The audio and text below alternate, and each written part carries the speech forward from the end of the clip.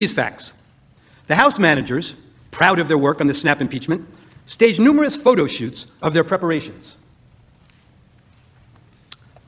In one of those, Manager Raskin is seen here at his desk reviewing two tweets side by side. The image on his screen claims to show that President Trump had retweeted one of those tweets. Now, members of the Senate, let's look closely at this screen, because obviously Manager Raskin considered it important enough that he invited the New York Times to watch him watching it. Now, what's wrong with this image? Actually, there are three things very wrong with it. Look at the date on the very bottom of the screen on Manager Raskin's computer screen when we zoom into the picture. The date that appears is January 3rd, 2020, not 2021. Why is that date wrong? Because this is not a real screenshot that he's working with. This is a recreation of a tweet, and you got the date wrong when you manufactured this graphic. You did not disclose that this is a manufactured graphic and not a real screenshot of a tweet. Now, to be fair, the House managers caught this error before showing the image on the Senate floor, so you never saw it when it was presented to you. But that's not all. They didn't fix this one.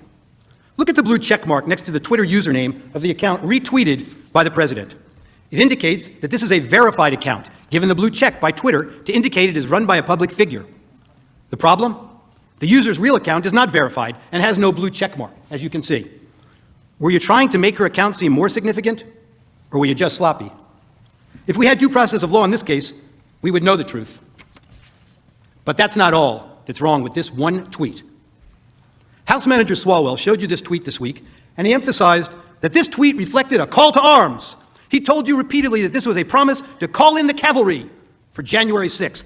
He expressly led you to believe that President Trump's supporter believed that the president wanted armed supporters at the January 6th speech, paramilitary groups, the cavalry, ready for physical combat.